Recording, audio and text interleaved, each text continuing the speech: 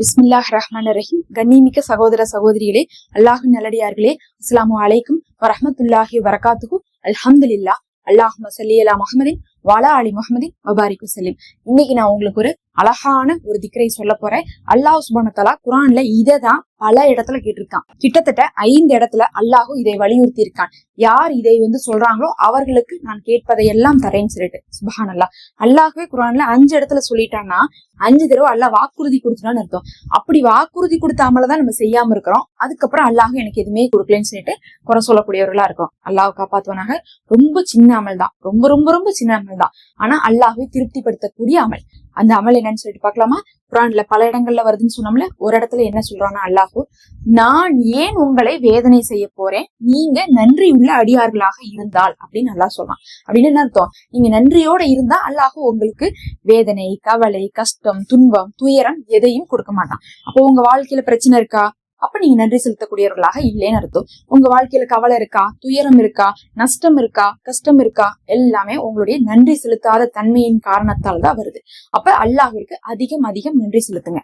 இது முதல் விஷயம். 2வது விஷயம் என்னன்னு சொல்லுங்க. அல்லாஹ் சொல்றான், யார் நமக்கு நன்றி செலுத்துறாங்களோ அவர்களுக்கு நம்ம அருட்கொடையில் மென்மேலும் அதிகப்படுத்தி கொடுப்போம் நல்லா சொல்றான். அப்படின்னா என்ன அர்த்தம்?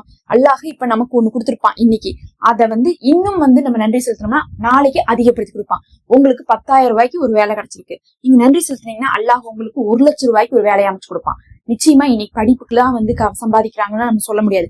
எத்தனையோ பேர் இன்னைக்கு படிச்சு சம்பாதிக்க முடியாததை கூட சும்மா திறமையில சம்பாதிக்கிறாங்க, வாய்ப்புல சம்பாதிக்கிறாங்க, லக்ல சம்பாதிக்கிறாங்க, ஃப்ளூக்ல சம்பாதிக்கிறாங்க. இந்த மாதிரி முன்னேறிட்டு போறாங்க. அப்ப அல்லாஹ் நாடுனா கொடுத்துருவான். இது 2வது. 3வது விஷயம் என்ன தெரியுங்களா? அதுதான் ஒரு சஹாபி துஆ செஞ்சாங்களாமா.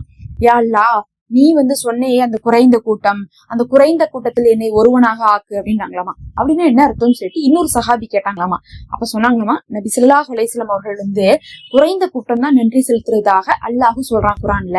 மத்தவங்க எல்லாம் நன்றி கெட்டவங்களா இருக்காங்கன்னு சொல்றான். அதனால அந்த குறைந்த கூட்டம் நன்றி செலுத்துறாங்கல்ல, அதுல என்னையும் சேர்த்து நான் துவா செஞ்சேன்னு சொல்றாங்க. அப்ப நன்றி செலுத்தணும் அப்படிங்கிறதுக்கே நம்ம துவா செய்யணும் அப்படிங்கறதை தெரிஞ்சுக்கணும். ஒரு அமல் செய்யணும்னா கூட அதுக்கு அல்லாஹ்வுடைய நாட்டம் வேணும். 4வது சிறப்பு என்ன சொல்லுங்க. இந்த ஒரு விஷயத்தை பத்தி அல்லாஹ் குர்ஆன்ல எப்படி சொல்றான்னு பாத்தீங்கன்னா, இம்மை மறுமையுடைய உயர்ந்த அந்தஸ்துகளை உங்களுக்கு நன்றி செலுத்துவதன் மூலமாக நீங்க பெற்றுக்கொள்ளலாம் அப்படின்னு சொல்றான். இப்ப இம்மை மறுமையுடைய எல்லா நல்லதுமே உங்களுக்கு நன்றியின் மூலமாக கிடைக்கும். 5வது என்னது?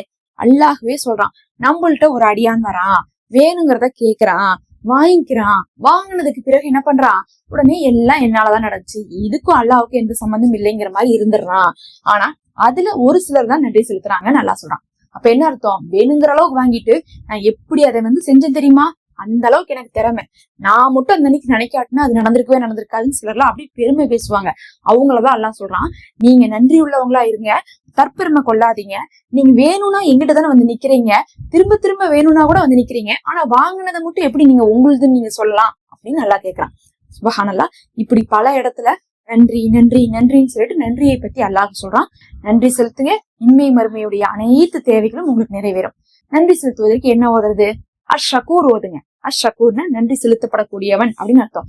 அல்லாஹ்வுக்கு மட்டும்தான் நம்ம எல்லாரும் நன்றி செலுத்தணும், அவன் தான் அதுக்கு தகுதியானவன் அப்படிங்கறதுதான் இதனுடைய அர்த்தம். நிச்சயமாக ஒரு நாளைக்கு ஒரு 17 முறையாவது நன்றி செலுத்தக்கூடியவனாக இருக்கிறான்னு சொல்லிட்டு அஷ்ஷகூரை ஓதுங்க. அதுவும் முடிந்தால் இரவு நேரத்துல ஓதும் போது உங்களுக்கு ஒரு நாள் முழுவதும் கொடுத்த நிக்மத்துகளுக்கு நீங்க நன்றி செலுத்தின நன்மை கிடைச்சிடும். எவ்வளவோ அல்லாஹ் கொடுக்குறான், ஆனா நீங்க நன்றி செலுத்தாததின் காரணமாகவே நம்ம என்ன பண்ணிடுறோம், அதனுடைய அருமைகளை அடுத்தடுத்து அனுபவிக்க முடியாம போயிருது.